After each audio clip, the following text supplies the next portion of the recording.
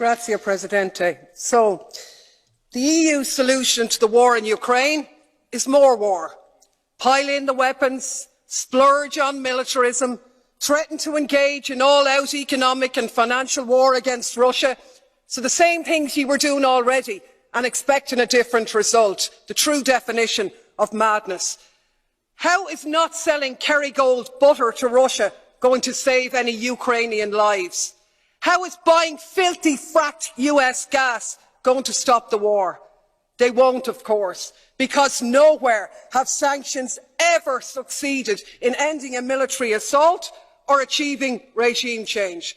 But what they have done is unleash economic devastation, this time round which will be paid for by the people of Russia, including those out protesting against the war, and increasingly being paid for by the citizens of Europe, facing massive energy price hikes, inflation and a catastrophic decline in their living standards. Talk about shooting ourselves in the foot. And of course this moral outrage at Russia's illegal war, which has sparked this lunacy, is in sharp contrast to the lack of any such scruples in terms of the illegal US wars in Iraq or Afghanistan, which we not only didn't condemn, but we actually joined in and continue to do business with them all the way. No such scruples about Saudi Arabia's genocide in Yemen.